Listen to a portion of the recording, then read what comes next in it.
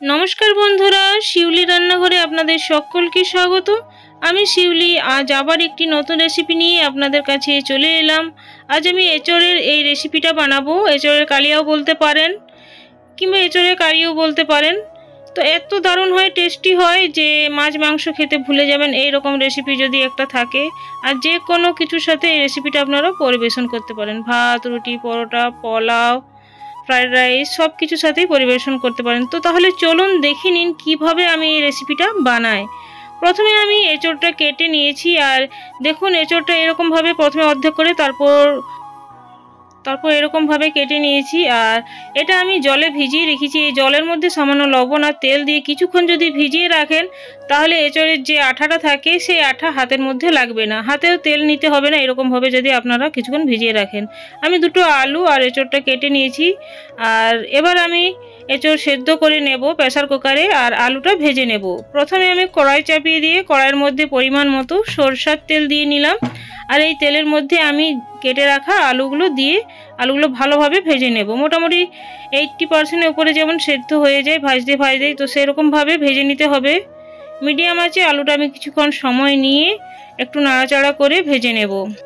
এখানে তাড়াতাড়ি সেদ্ধ হয়ে যাওয়ার জন্য সামান্য লবণ আর সামান্য হলুদ গুঁড়ো দিয়ে দিলাম। আর কালারটাও খুব সুন্দর আসবে ভাজা আলুর মধ্যে।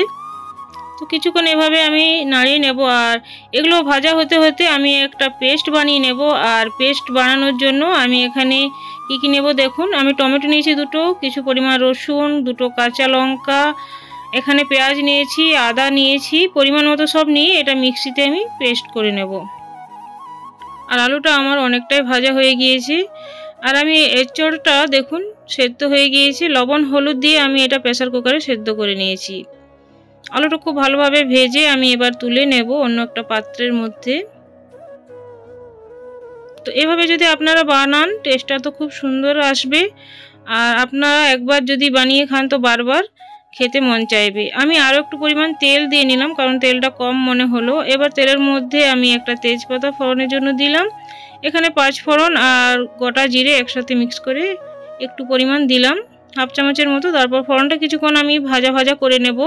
আর তারপর ভাজা হয়ে যাওয়ার পর আমি যে পেস্ট বানিয়ে রেখেছিলাম সেই পেস্ট এর মধ্যে দিয়ে নেব।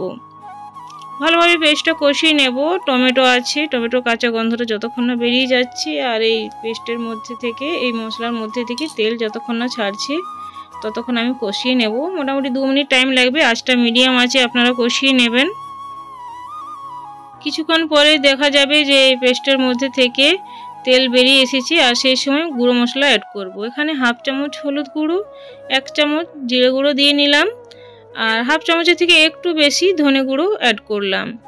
আর আমি এখানে কাশ্মীরি লঙ্কা গুঁড়ো 1 চামচ দিয়ে নেব। এখানে আপনারা চাইলে ঝাল লঙ্কা গুঁড়ো ব্যবহার করতে পারেন, ঝালটা নিজেদের পছন্দ মতো দিয়ে নেবেন। আমি যেহেতু বেশি ঝাল বানাই না কারণ ছোট বাচ্চা ছেলে খায়, আর দুটো লঙ্কা, পাকা লঙ্কা আমি পেস্টের মধ্যে দিয়েছি, তার জন্য এখানে আমি আর ঝাল লঙ্কা গুঁড়ো ব্যবহার করলাম না। ভালোভাবে কষিয়ে নেব কিছুক্ষণ এই মশলাটা এই পেস্টের সাথে। এখানে আমি ম্যাগি মশলা নিয়েছি, আর এই মশলার থেকে 1 চামচের মতো আমি এই মশলাটা দিয়ে নেব। আর এটা দিলে একটা খুব সুন্দর ফ্লেভার আসছে এই সবজির মধ্যে। আপনারা যদি হাতের কাছে থাকে তো দিতে পারেন, আর নয়তো এটা স্কিপও করতে পারেন।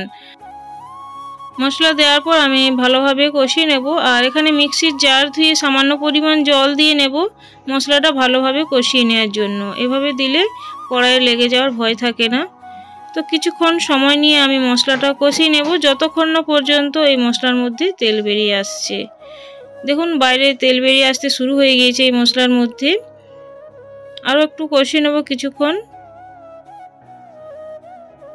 আর খুব সুন্দর কালার এসেছে, দেখেই বুঝতে পারা যাচ্ছে। এখানে আমি টক দই ব্যবহার করছি। আর দইটা ফেটিয়ে নিয়েছি, আঁচটা লো করে দইটা দিয়ে নেব। এখানে মোটামুটি 2 থেকে 3 চামচের মতো টক দই আছে। তারপর এই মশলার সাথে দইটাও ভালোভাবে কষিয়ে নেব। তো এরকমভাবে বানালে দুর্দান্ত লাগবে। আর যে কোনো কিছুর সাথে আপনারা এই রেসিপিটা পরিবেশন করতে পারেন। এবার আমি সামান্য পরিমাণ চিনি দিলাম স্বাদের ব্যালেন্সটা ঠিক রাখার জন্য। তারপর ভালোভাবে মিশিয়ে নেব। মশলাটা এখানে আমার কষানো হয়ে গিয়েছে আর মশলার মধ্যে তেলও বেরিয়ে এসেছে। আর এই সময় আমি লবণ হলুদ দিয়ে এঁচোড় সেদ্ধ করে রেখেছিলাম, সেটা এই পেস্টের মধ্যে দিয়ে ভালোভাবে আরও কষিয়ে নেব।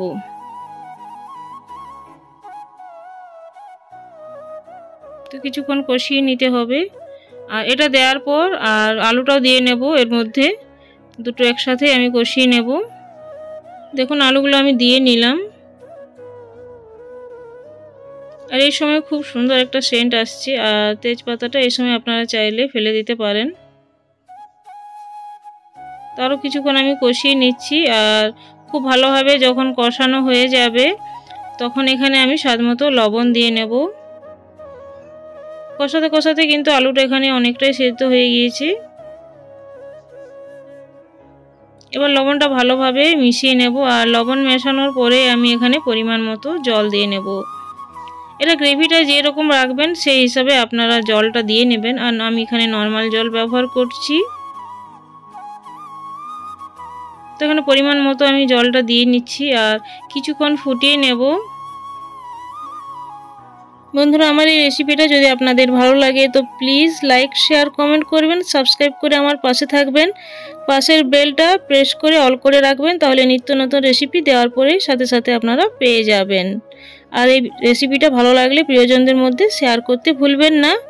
এবার আমি কিছুক্ষণ গ্রেভিটা ফুটিয়ে নিয়েছি, তারপর আমি 1 চামচ ঘি দিয়ে নিলাম। এই ঘিটা দেওয়ার চেষ্টা করবেন, কারণ এটা দিলে অনেকটাই স্বাদটা বেড়ে যায়। আর আঁচটা লো করে আমি কিছুক্ষণ স্ট্যান্ডিং টাইমে রেখে গরম গরম ভাতে আমি এটা পরিবেশন করব। দেখুন কি দারুণ দেখতে হয়েছে এই রেসিপিটা, আর খেতেও দুর্দান্ত হয়েছিল। তো আমি একটা অন্য পাত্রের মধ্যে নিয়ে নিচ্ছি। আপনারা একবার হলো এই পদ্ধতিতে বানাবেন আর আমাকে কমেন্টে অবশ্যই জানাবেন। আজ তাহলে আসছি বন্ধুরা, পরে একটি নতুন ভিডিও নিয়ে আপনাদের সাথে আবার দেখা হবে। ধন্যবাদ ধৈর্য ধরে আমার এই ভিডিওটা দেখার জন্য। Thanks for watching.